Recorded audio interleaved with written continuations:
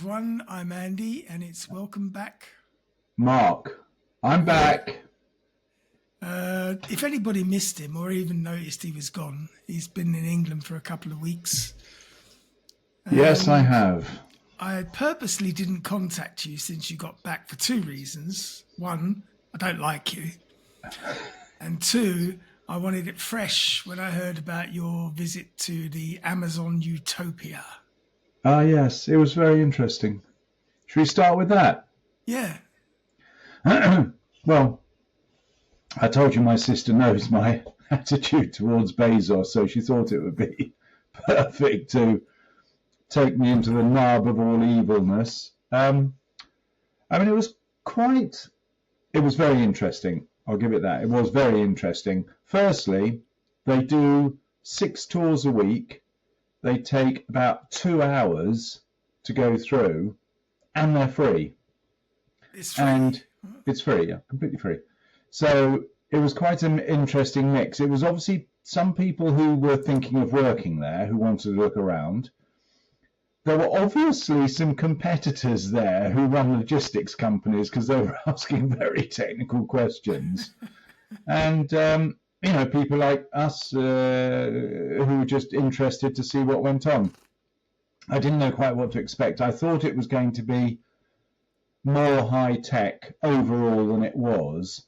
There are certain elements that were very high-tech. I was going to say, I was under the impression it was supposed to be like fully automatic with no staff. No, I think there was, what did he say? It was either 2,500 or 3,500 people worked there.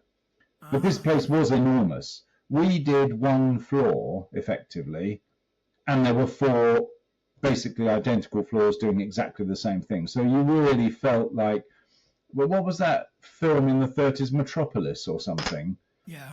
You really thought that you were in the heart of the machine, as it were. But there were obviously a lot of people doing what can only be described as very... You're a little bit over-modulating. Your voice is not perfect. Well, what can I do about that? I can't remodulate my voice, for Christ's sake. No, but there's a setting that's different. On my microphone, you think? Yeah, probably. Shall I turn this down? Does that do anything? Turn the gain down a little bit. Instrument volume mic, it says here. Yeah, turn that to like 5. Yeah, which one though? There's 3. Mic, instrument, volume. Volume. Turn it down. What about now? That's better. All right. So, where did I get to? Yeah. So it was you were like part of this big machine. So there were a lot of people doing very, I would say, menial tasks. The interface between the machine and the people was all very controlled. It was all barcode led. For instance, when they were putting, I'll very briefly tell about the high-tech stuff. This is just the manual stuff. So they're faced with a rack of shelves that appear in front of them at their station. And there's a light, a red light that shines over the whole of this stack of shelves, and they have 3 little steps that they can walk up to reach the top ones. And then they pick an item out of this box. I won't go through all the details.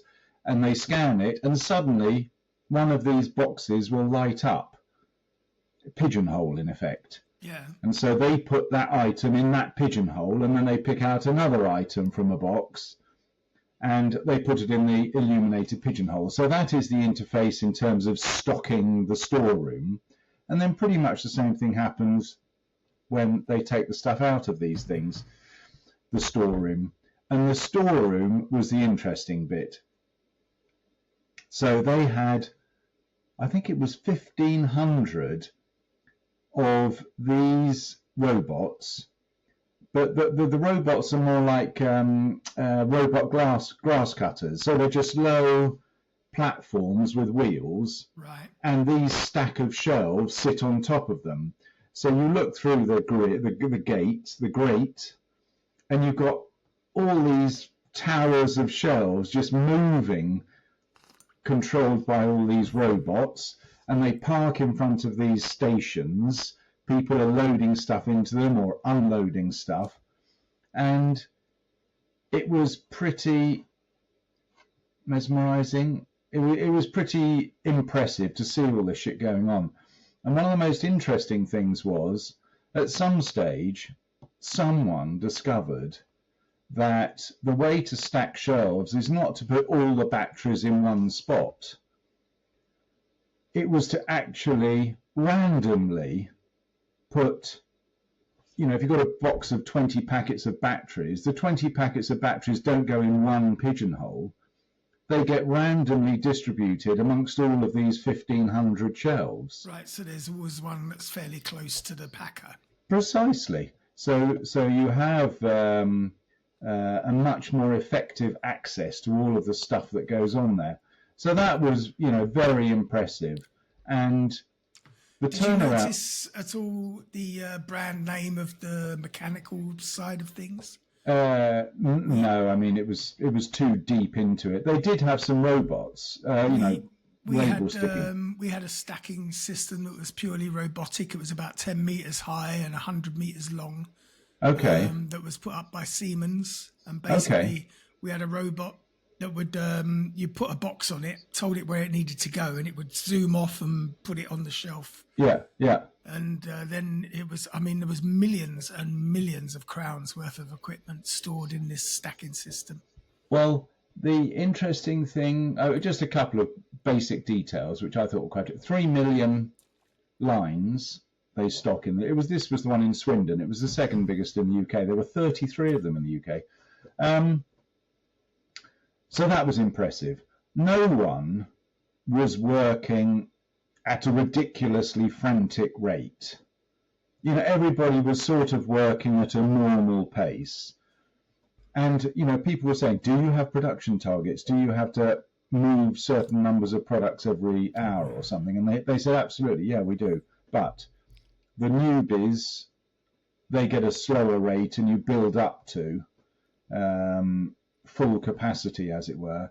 So that was mildly interesting. Someone said, what's it like at Christmas? And I think it was very nice. I won't give his name because he was very pleasant, very informative. You could ask him anything. Someone said, what's it like at Christmas? And he just said, different. So you can imagine at Christmas time, I think they increased the workforce by 30% over the Christmas period, or build up to Christmas. So no one was working really frantically. You have this interface between humans and the robot side of things. It was vast. You put an order in on your laptop or whatever, and the product would have been sorted in a box with an address label in a hamper ready for distribution within 2 hours. So that was their turnaround time. Order received, 2 hours later, it's in a hopper waiting to be actually dispatched. Not bad. That sort of thing. As I say, overall it was pretty impressive. But, the wages, they said they've got £15.50 an hour was the basic rate in there. When I was working in London last time, I was on £15 an hour, and that was paid. That was how long ago? 20 years? No, more than that. 30, nearly. All right, yeah. Well, that must have been well paid in those days. That was well paid. I was making £1,000 a week clear. I have a feeling that the minimum wage is about £13 in England, something like that. So they get £15.50. So it didn't feel like a last resort territory. Yeah, but that's as a tourist. But could you put yourself in the shoes of someone who actually did that for a living? No. I've said repeatedly to my sister. I said, can you imagine standing there? The shifts are 10 hours. They have 2 10-hour shifts, and the other 4 hours are maintenance. 10 hours in the same place doing the same thing. Literally just picking things out of boxes and whatever. No thinking involved. Literally, you just put it where the white light is. Yeah. You just pull it out of a box on one side, stick it under the barcode, it gives you even a picture of what the item is that you're pulling out, and it tells you where to put it. So, you know, it's very little thinking, which obviously suits some people. And it kind of it makes it really hard to nick something from work as well, because No, they know exactly who has had their hands on it last. And not only that, and you know, so that is perks? well, that's where the sort of overbearing aspect of it. They had very sophisticated metal detectors that everybody had to walk through on their way out. Oh, fuck that. I mean, So, I can't work somewhere unless I can take something shiny. Well, yeah, so it definitely wouldn't suit you. But even down to the car park. Okay, so get this. Visitor, you know, we're all parking in the same car park, the workers and whatever. You have to reverse into the parking space. You're not allowed. There are signs everywhere, no forward parking. And you think, they're even in control of the car park sort of thing. And it was simply that when there's a shift change, which is staggered, but nevertheless, when there is a shift change, everybody can just drive straight out. There's no one reversing out and having to arse around. Isn't that a problem for the ladies at work who have to then try and reverse into a parking space? No offence. You sad idiot. So, you know, that was my experience. I mean, it absolutely didn't take away my overall feeling that if Jeff Bezos has got 175 billion in his bank account, why the hell is he not paying them £30 an hour? They are the ones who are producing his wealth. Why can't they, you know, why don't they just, okay, I've got enough money now, let's give it to all those people who are creating the wealth for me. And I still can't get over it. I do not understand why one of the world's richest men has to inflict minimum wage-ish conditions on their workforce. You know, because they fucking can. No, you're right. No, I understand that, of course. I didn't ask, are they able to take re-breaks? Someone should definitely have asked about the piss breaks. Yeah, you're right. Well, I can tell you. They did ask about what the 10 hours consists of. It's 10 hours with 2 half-hour breaks. That's just what you get. Unreasonable. Well, 2 half-hour breaks. That is really unreasonable. Yeah. There was one of the women who was working there. She was completely decked out in all sorts of flashing lights and Christ knows what. And it was her job to go into the storeroom with all of these robots moving around. And she was covered in these sort of flashing safety devices so that the robots didn't run her over. I mean, it was pretty big, this storeroom. I mean, if you can imagine, you know, sometimes there's literally walls of these robots and you can't penetrate them. And then suddenly they all move apart and one will come through. So to go into that, you know, if something went wrong, you'd literally be lost for days in the middle of all of this stuff. Yeah, I'd want danger money for that shit. Well, so anyway, you know, that was Amazon, Swindon. You know, it was not quite as clinical, if that's the right word. You know, it wasn't white floors and people walking around in gowns and no one to be seen. It was definitely an interface between man and machine. The size of it was impressive. And, you know, no one was in tears at their workstation, but I can imagine when it got busy, it would be pretty frantic in there.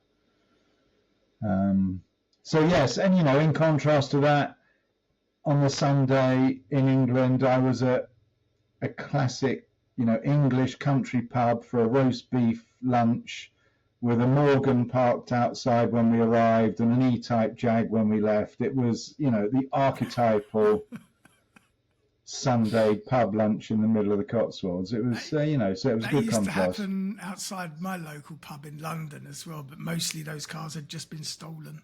Yeah, exactly, or drug dealers. So, yeah, it was a good trip, apart from the 36-hour delay at departure. What? Mm. Departure from where? Well, this was the problem. It sounds ridiculous, I had a deadline to make in the UK, and I had already prearranged to be down in Gothenburg, so I was flying from Gothenburg. And unfortunately, there was a storm in the UK, heavy winds. So my flight was cancelled, and because there's only 2 flights from Gothenburg a day, I had to wait till the following evening. I was due to leave at lunchtime on the Monday. I didn't leave until Tuesday evening. I mean, the thing is about storms is that they are setting the threshold lower and lower for what they deem as dangerous conditions. It's like you get a yellow alert now if a leaf falls off a tree. I don't think it... Life-threatening winds. They used to call it kite flying weather. Yeah, well... Now you're not allowed to without a crash helmet and knee pads. You're right. So anyway, so that was that. What else did I discover? I discovered my passport was running out, which I was duly processed yesterday. Sweden is an amazing place with things like passports. So I came back. I thought, oh, shit, I might as well do it straight away rather than wait. So I went online. I had to go to Borlänge because the local police station is actually closed down at the moment for renovation. So I booked for the following day a slot at 12 o'clock, arrived at 5 to 12.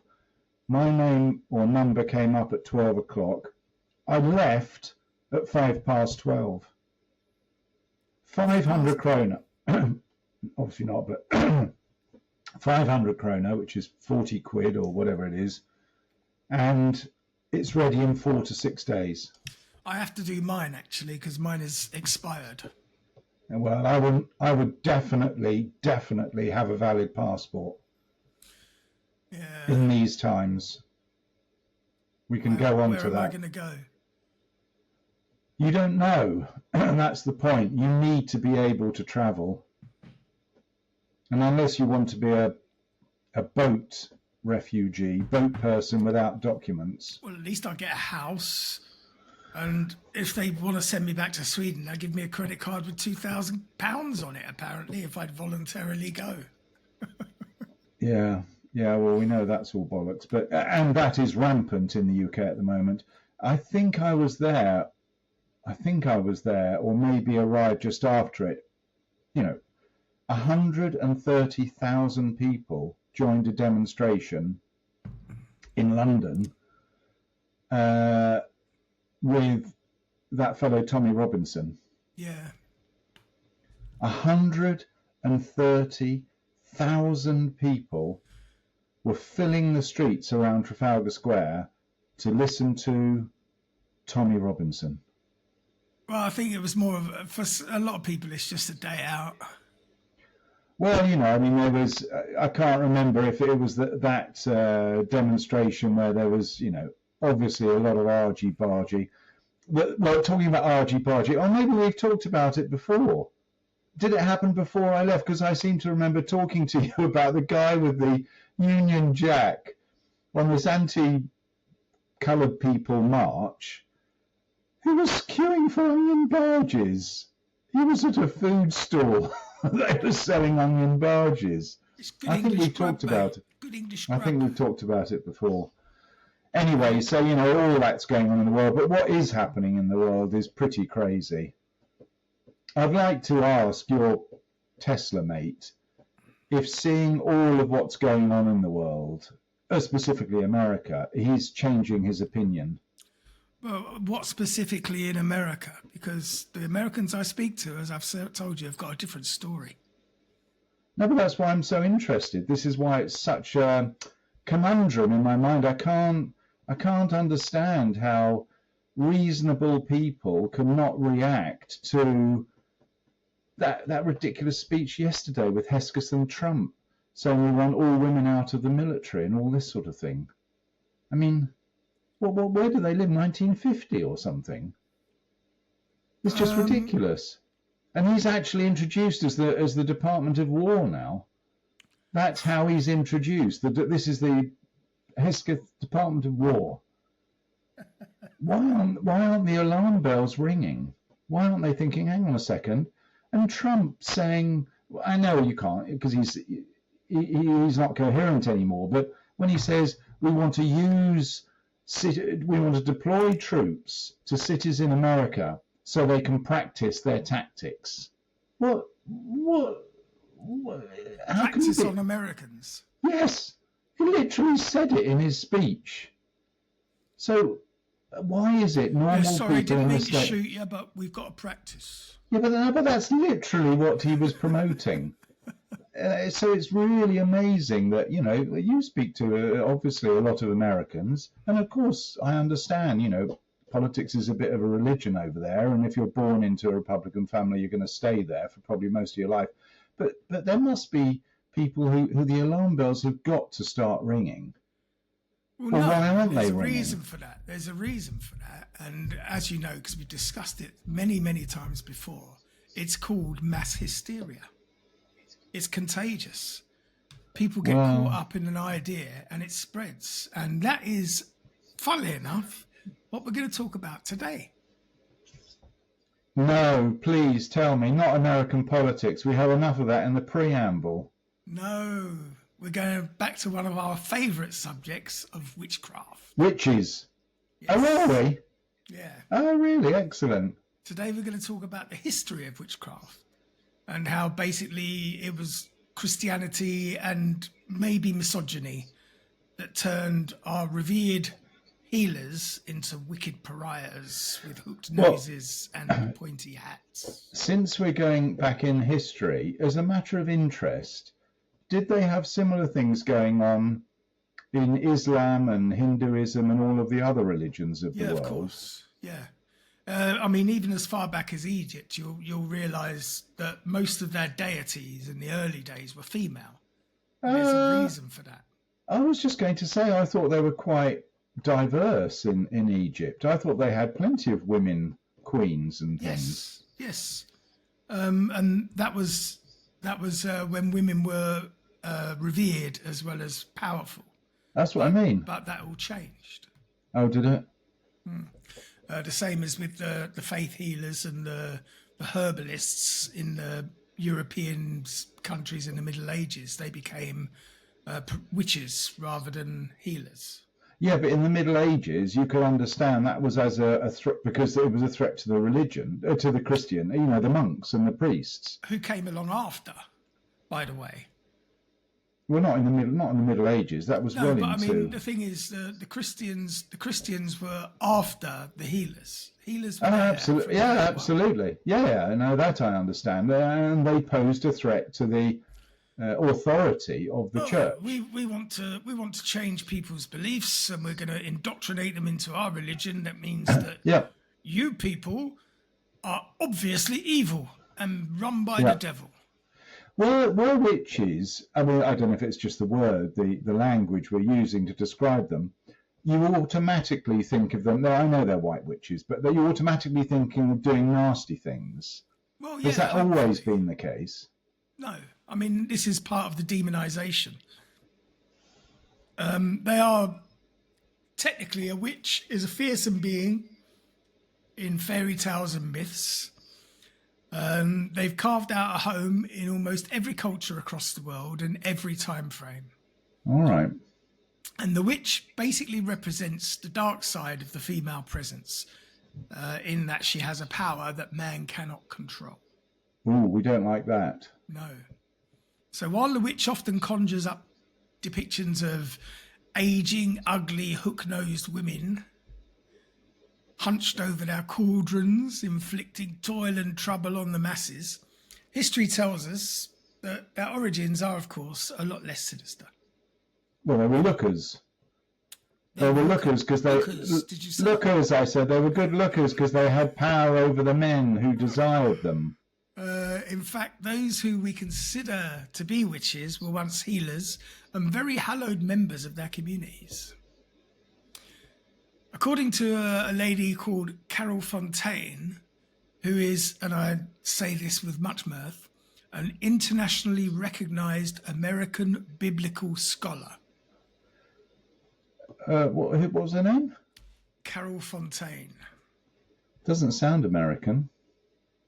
The mere words biblical scholar just does it for me. That's like saying I'm doing my PhD on Grimm's fairy tales. Now, So what was she a biblical scholar in? She specialised in witchcraft. Well, no, well, I don't know, maybe. You can specialise in anything these days. The idea of the witch, though, has been around as long as humanity has tried to deal with disease and avert disasters. In the Middle East, for example, ancient civilizations not only worshipped powerful female deities, but it was often the women who practiced the holiest of rituals. Trained in the sacred arts, these priestesses became known as wise women, and they were probably some of the earliest manifestations of what we now recognise as a witch. So when you say practiced or trained in the sacred arts... I'm going to go into a little bit more detail. These wise women often made house calls, delivered babies. Oh, yes, midwives, yeah. Dealt with infertility, so there were some herbally cures there. And they cured impotence. God.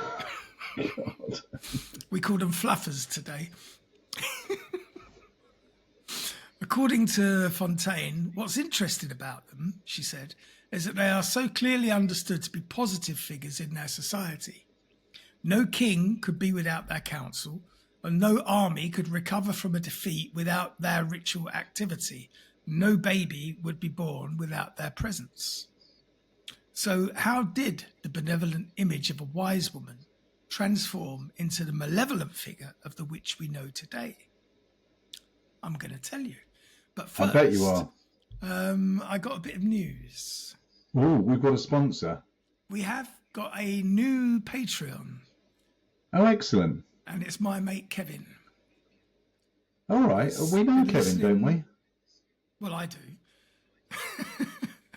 He's one of my oldest buddies.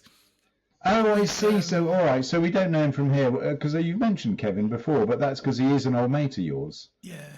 But he's been listening since day one, and he's finally put his hand in his skyrocket. So well done, Kev.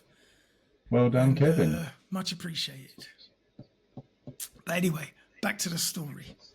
Some scholars have maintained that the answer might be linked to events long before the birth of Christ, when Indo-Europeans expanded westward, bringing with them a warrior culture that valued aggression and male gods of war. What's an Indo-European? Is that Indian European? Yeah, east-west, easty-westy, possibly the Mongols. I'll have to check on that. But they valued aggression and male gods, which then came to dominate the once revered female deities. Others believed that when the Hebrews, I knew it'd be the Jews, when the Hebrews settled in Canaan 1300 years before Christ, or as they like to call it now in their wokeness, the Common Era. I was going to ask you, CE. So Common Era is after death? Yes. And what's before? CE is after. No, CE is the Common Era, which is now. Yeah, that's after his death. I don't know, Uncommon Era? No, that's what I'm asking. No, as far as I'm concerned, it's BC. That's an it. AD. Yeah, it was so simple. You can fuck off with your new terminology. Do you know what's really pissing me off at the moment? All sorts of things by the sound of it. Yeah, but in particular, when I'm doom scrolling through Facebook in a moment of weakness, and people they're talking about people who've been killed or murdered, and they call them unalived. She was unalived by her partner, you cunt. What, are you offended by the word killed or murdered now? Does it scare you? Fucking unalived. It's not even a word, so fucking stop it. Luckily I don't troll the same Facebook people that you do, because I've never heard of that. Please, God, never let it catch on. Anyway, where were we? You've We completely threw me off my tracks now. Yeah, It was me. difficult enough to focus. so 1300 years before the Common Era. So 1300 years BC, they're mouse-centric. AD. Before the Common Era. Oh, before the Common Era, yeah. Their mouse-centric and monotheistic view of creation came along for the ride. So, obeying the laws of the Bible, Hebrews believed witchcraft to be dangerous and prohibited it as a pagan practice. Where did the Hebrews move to? 1300 years Canaan. before Christ. Where's Canaan? This is a witchcraft episode, not a geography episode. I know, but where is Canaan, it Canaan? would be ancient fucking Mesopotamia or somewhere. I don't know. All right, I'll ask Google. Centuries later, this fear of witches spread to Europe. In the 1300s, when the plague decimated Europe by killing 1 in 3 people, it also brought with it a great fear. And this is where the mass hysteria comes in. Amid the panic, many, usually quite intelligent peasants, attributed their misfortune to the devil himself and his supposed worshippers. And at this point, the Catholic Church's Inquisition, which had already been established for decades, expanded its efforts to seek out and punish the non-Catholic causes of the mass deaths, including devil-toting witches. So We don't like devil toting. So your Catholic Church basically came out and said, it's the witches because of this plague. So these women were believed by the Catholic Church to worship in large nocturnal assemblies where various social ills were performed, such as promiscuous sex, naked dancing, and gluttonous feasting. This is fantastic. Where was this going Sounds like on? a good night out to me. I was going to say. Except for this bit, the gluttonous feasting on the flesh of human infants. Oh, no, not so good. Now, at the climax of this festival, people at the time believed that the devil himself would appear and participate in an unbridled orgy with all the attendants. I mean, I could play the devil or the devil's advocate if we get nicked. In order to save the church and its followers from the devil, these women needed to be tamed. And it was with that in mind that the Catholic Church inquisitors Jacob Springer and Henrik Kramer wrote a book called the Malleus Maleficarum, a book which assisted witch hunters in the gruesome task of diagnosing and punishing so-called witches who, as women, were sexually vulnerable and therefore easy prey for the devil.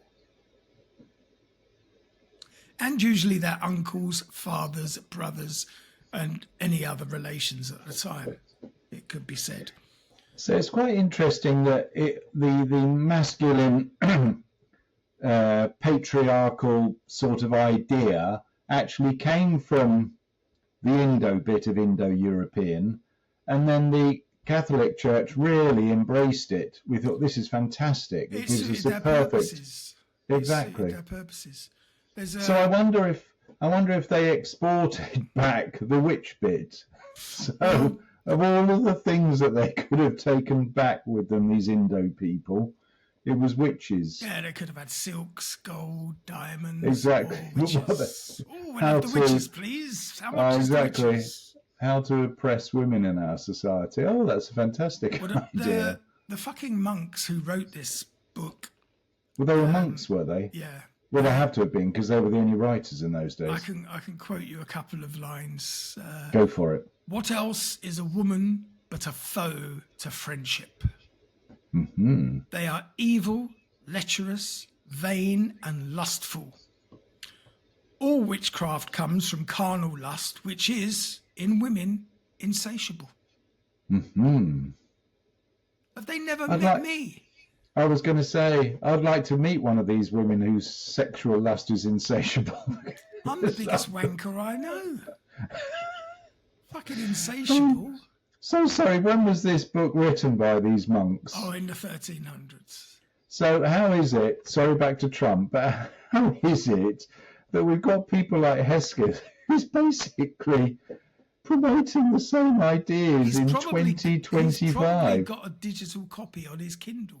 He probably does. He probably does. Now, the manual's vivid descriptions would serve as a platform for the zealous witch hunters to act on their prejudices for the next 200 years. Oh dear.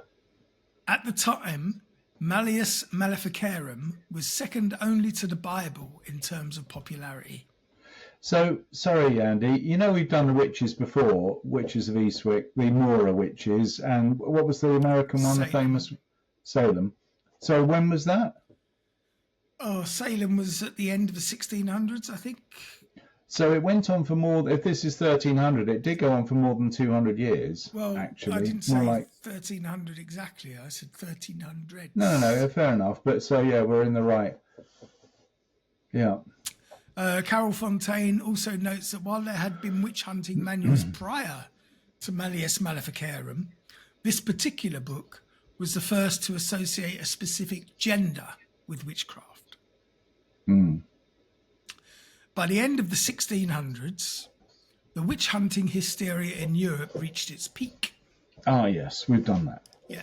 Witch hunts spread like wildfire across Europe, the worst of which occurred in France and Germany. No. Mora. That wasn't one of the worst in Europe. Yes, it was. You told us it was the worst in Europe. Oh, I said it was one of the worst in Sweden. No. It was definitely Europe. We were the kingpins of witch hunting. We were shit at witch hunting. We've got a lot more witches today than we had back then, I can tell you that. Würzburg in Germany was home to the worst instance of witch hunting. The magistrates of the time determined that most of the town was possessed by the devil, and they condemned hundreds of innocent women to death. I wonder if that explains why they have such a fantastic firework display every year on the river in Würzburg, witnessed by myself.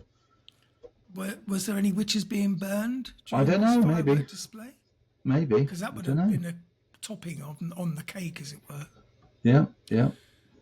Religious professor Barbara McGraw noted in her 1996 interview that there were some towns in Germany where there were literally no women left. God. That would be a bit of a sausage fest. I'm not sure I'd want to live there. A bit of Wurst activity. Where do you live in Germany? Bratwurst town. I wonder if that's where some of the towns got their sausage names from. Maybe. In order to I mean, how stupid can people be? Can you not roll on my keyboard, mate? Look at this fucking wanker. Yeah. He's trouble. He's giving me all sorts of grief. In order to execute the accused, however, the women first needed to confess. We know what that entailed. Torture. It was always the best way of inciting a confession. And then the church would use instruments such as thumb and leg screws, head clamps, and the Iron Maiden to generate The what? the Iron Maiden. The Iron Which Maiden, one was where that? you stood inside and it had nails behind you and nails in front of you. In front They of you. closed the door. And you got Nice. pierced front and back. Which would then generate the truth that they needed to enact death. So, I mean, it was a fair trial. Clearly. You could defend yourself, but they would keep questioning you until you stopped Gave in. defending yourself. Yeah. Yeah. While torturing women under examination, the Malleus Maleficarum warned the torturer not... Can you stop? You're doing my fucking brain in. He's moving my screen all over the place. Not to make eye contact with the witch, as her evil powers might cause the torturer to develop feelings of compassion. Oh dear, we don't want that. Compassion, sign of weakness. Can't have compassion for the witch. When this period ended, at approximately the beginning of the 18th century, an estimated 60,000 people in Europe had been killed as witches. That's pretty high percentage number of women. Yeah, the population in those days. Overseas, the most anthologized witch hunt took place, of course, in Salem, Massachusetts. The 17th century settlement had a rough beginning, decades of wars with the Native Americans, land disputes, deep religious divisions, and a tendency to look to the supernatural in order to explain the unknown, helped to set the grounds for this particularly new world brand of hysteria. The Salem witch that's trials, what started it off. Yeah, the mass hysteria. That was your. But I don't know whether it counts as mass hysteria. It does, because people are looking for an answer, and if someone comes up with something that's acceptable, no matter how implausible, they'll hook onto it. Do you remember the episode we did about the sheep, the town that danced itself to death, and the dancing plague? I do remember that. Ago. Yes, yeah, I do remember that. That was a form of mass hysteria.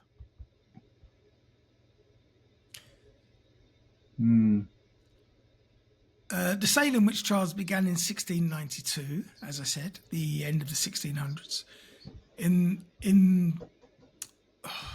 the home of a Puritan minister named Samuel Parris. Parris was deeply concerned about a game his daughter Elizabeth and his niece Abigail had played, in which the two girls looked into a primitive crystal ball and saw a coffin. And this vision sent them into convulsions. And within a few days, 9 other girls throughout the community were stricken with the same ailment. Allegedly. Under the pressure of Paris, the girls then named 3 witches who might have cursed them. If you remember, it was Tituba, their household slave, Sarah Good, a beggar woman, and Sarah Osborne, a widow rumoured to have had an illicit affair with one of her servants. Now, all 3 of these women had one thing in common. They were social outcasts, and therefore very easy targets for suspicion. The hysteria behind the Salem witch trials spread to 24 outlying villages, and that year the jails were crowded with more than 200 accused witches, 27 of whom were found guilty and 19 of whom were killed. The trials met a swift end, however, in part because supposed victims began pointing their fingers at high-ranking figures within the community. And when the wife of the governor of Massachusetts was accused of witchcraft, leaders saw to it... What? Sorry, my cat is trying to disconnect us. Leaders saw to it that the trials ceased immediately. As to what spurred the girls' confessions, Fontaine attributes them to a form of social release. The girls had been so tightly controlled in Salem that this confession garnered them some kind of attention. I've got some strange background noise going on. I don't have any strange background noise going on other than your voice. It's disappeared now. It's the cat. Maybe the cat is purring into your microphone. No, it's words. He might be trying to communicate in English. He might do. Maybe he is. Work of the devil. Well, he is a familiar. He's almost a black cat. Hundreds of years later, the fearsome image of the witch has faded, mostly absorbed by popular culture, which uses the witch's violent history as more or less a costume inspiration now for Halloween. Others, however, have used the history of witches to found a new spiritual movement. In 1921, British archaeologist Margaret Murray penned a book called The Witch Cult in Western Europe, in which she argued that witchcraft had not been an obscure occult, but rather a dominant religious force. Mm-hmm. And though her theories have been widely discredited since the book was published, her work sparked a fascination with witches that had been dormant for 300 years, which eventually spawned the Wicca religion. Might have heard of that. You must have. Wicca, which is named after an Anglo-Saxon term for craft of the wise, recalls the ancient practices of that used herbs and other natural elements to promote healing, harmony, love, and wisdom, all following the tenet of harm none. It remains to be seen who the world's powerful will choose as their next witch, but as history has shown, the feared is often female. Here's a question for you. We've done this. We've done this one today. We've done other witch things. How fantastical do you imagine that if the trajectory that we're witnessing today, in a few years, we might be having witch hunts again? I don't even think it will be a few years. No, you might be right. It might be in a year. I mean, we've already had witch hunts under a different name. We've had the Satanic Panic in the 70s. Yeah, you're right, actually. Yeah, you're right. But I'm thinking, again, I don't want to keep harping back to this fellow, but he literally is out of the 1950s. It's more like the 500s, 5th century. But if there are enough people around who are following his, he is the perfect instigator for a witch hunt. Yeah, no, he is literally, quite literally, he is absolutely the perfect instigator, and it's just around the corner. Yeah. I mean, who would have imagined? Well, when did Trump come in? A year ago. Who would have imagined a couple of years ago that there'd be troops on the streets of America? No one would have dreamt of it. So we talk about witch hunts and we think, oh my God, those people are so crude, so unsophisticated that they could possibly believe that women were the root of their problems. And I don't see that as fantastical. No. Had that fellow, that assassination happened before I left? Charlie Kirk, yeah. Yeah, it had happened before I left, had it? Yeah. Anyway, so yeah, it's, we always think of these things as, well, that's never going to happen in our lifetime. And then sure enough, just around the corner, we're on a new witch hunt. I wonder how they'll do it. I wonder what it's got to be these Christian fundamentalists at the root of it, I'm sure. I don't know, because the problem with witch hunts is they always target the wrong people. Well, that's what I find so interesting about all of these situations is they are basically targeting people, accusing them of the very crimes that they themselves commit. Yeah.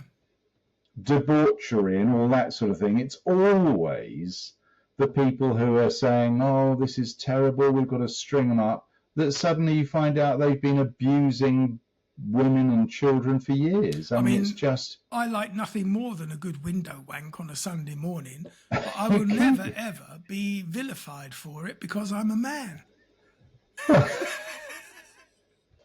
And probably people, you're so tiny, people don't actually know what you're doing. They think you're sharpening a pencil. Whereas if I was a woman's window wanking on a Sunday morning, I would be burnt at the stake. for being a witch. Indeed. It's not fair, is it? No, it's definitely not fair. Women, you need to stand up. And yes, they do, luckily. Especially if you're in the window on a Sunday morning, so I can get a better look. Do you have any neighbours that you overlook? Not anymore, they've all moved out. Because what floor are you on? I'm on the ground floor. Oh, I see. So you can't see up into or down into people's apartments? No, I've tried, but it doesn't work. Have you put a mirror system on the roof with a little video camera? Anyway, that sort of brings us to the end of the witchy history. So I want that book. The name of the book. I might want to read it. What was it called? The Paulus and something or other, with the names of the authors. Oh, hang on. I have to find it. I knew the name. Well, you knew before you did the podcast, you mean? You were aware of it. I do know the name. It's the Malleus Maleficarium. I'm going to write Malleus Maleficarum. If you just type in Malleus, you'll get it. Maleficarum. So I wonder what that means in Latin. Malleus. Evil. Malleus would be... is evil. I think Maleficarum is evil, but it could be the shape of evil. We'd have to ask that fucking conservative wanker whose first language is Latin. Do we know anyone who speaks Latin still? Yes, your friend in the Conservative Party. Boris Johnson. The 6 foot tall fucking idiot. Oh, yes, Rees-Mogg. Rees-Mogg, yes. 6'8", full of shite. Malleus. Malleus, I think, for me, it sounds like moulding or shaping. Which is the Latin word for hammer. Yeah, so you would use a hammer to shape. Maybe. All right, so I thought it was mal, which was sick, evil. Well, that was where the Maleficarum might come in. The good thing about Latin is Malleus Maleficarum, meaning hammer of witches. Okay, I said the shape of evil. But, you know, no cigar. Holy schmoses. I mean, it is, you know, sometimes you talk absolute bollocks on these things, but this actually is real. I'm still not forgiving you for that ridiculous, the worst one of all was that ridiculous pyramid one. That was just absurd. You're still butthurt over that, are you? Yeah, exactly. Oh dear, what a world we live in, Andy. What a world we live in. Well, it won't be long, hopefully, before we can do the same thing when we're living on Mars. Why is Elon Musk sending us all to Mars? Well, allegedly. I mean, hopefully, when I get my little apartment on Mars and I retrain to be an archaeologist, maybe we can find some pyramids there as well. Oh no, that was the one. No, you're right. It wasn't. Yes, it wasn't the. I was sorry. When I said pyramid in my mind, I got that ridiculous sporting store in Nevada. What I was actually thinking the one about that's under the pyramids. Under the pyramids, and because I was so amazed at that story that it could be, you know, real. Oh, there is something and then of course, under them. Well, yeah, Earth. Actually, sacrilege. No, I wonder what, because I think, I get the impression we do this Strange Stuff podcast, and when you think, like we've done today, you think about witchcraft, which you think, oh, well, that's never going to happen again. And then suddenly, honestly, I'm getting conditioned to the fact that we're about to do something pretty stupid, generally. not you and me, but the world is about to do something pretty As stupid. As the human race. Well, Not in my name. no, not in my name either, but I think it's unavoidable when you see what's going on in the world. Although next week we're going to do something pretty stupid. Are we? Yeah, because I had a message from our friend Luke. Oh, yes. Who's Did he write it for you this time? No, he didn't, the lazy fucker. Oh, what? Yeah, but He does such a good job. He pointed me in the right direction. So I shall have to write it myself. But I could probably do that. We need something light-hearted. I need something light-hearted, Andy. I think you'll enjoy next week's episode then. And I hope you people at home will also enjoy it, because we've got to bring this one to a close. Thanks for listening. We'll be back the same time next week with some more utter bollocks. Yeah. Which will hopefully be enjoyable to listen to. In the meantime, Yeah. have yourselves a strange week. And if you want a training to be a doctor, bear in mind that you could have been burnt for witchcraft not more than 300 years ago.